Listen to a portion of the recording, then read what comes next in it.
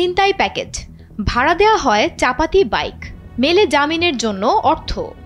না, এটা তামিল সিনেমার কোনো কাহিনী নয়। চাঞ্চল্যকর এই ঘটনা রাজধানী ঢাকার। সম্প্রতি রাজধানীর শ্যামলীর একটি ছিনতাইয়ের ঘটনা সামাজিক যোগাযোগ মাধ্যমে ছড়িয়ে পড়ে।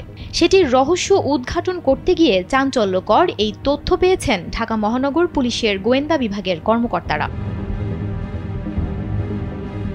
তারা জানিয়েছেন, চক্রটি চাপাতি ও মোটরসাইকেল ভাড়া দেয় মাঠ পর্যায়ের ছিনতাইকারীদের। এভাবে প্রতিদিন ঢাকার একাধিক এলাকায় ছিনতাই কার্যক্রম চালায় তারা। ছিনতাই প্যাকেজে চাপাতি ভাড়া থেকে জামিন সবই মেলে।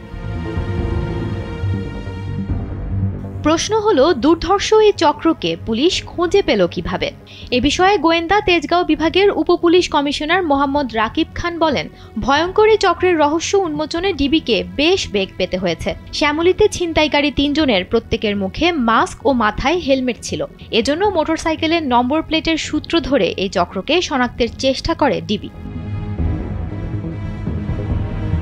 পুলিশ জানিয়েছে, এমন ছিনতাইকারী চক্র এই প্রথম চিহ্নিত হয়েছে, যারা ছিনতাইয়ের জন্য চাপাতি থেকে মোটরসাইকেল সবই ভাড়া দেয়। যদি কোনো ছিনতাইকারী গ্রেফতার হন, তখন দাদন দেয়া হয়।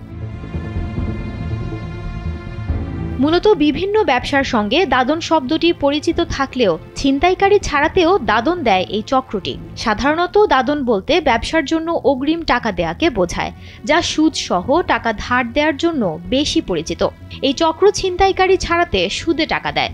দাদন নিয়ে জামিনে বেরিয়ে এসে চক্রের সদস্যরা আবারও ছিনতাই করে এ ধার পরিশোধ করে। এক্ষেত্রে চাপাতি ও মোটরসাইকেলের ভাড়া পূর্ব নির্ধারিত নয়। ভাড়া পরিশোধ করতে হয় ছিনতাইয়ের পর, কারণ মালামাল কেমন পেয়েছে তার উপর নির্ভর করে ভাড়া পরিশোধ করতে হয়।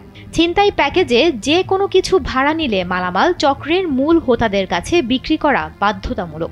অন্য কোথাও ছিনতাইয়ের মালামাল বিক্রি করতে পারে না চক্রের সদস্যরা, সেখান থেকেই ভাগ বাটোয়ারা হয়। সুমনা মোস্তফা, কালবেলা।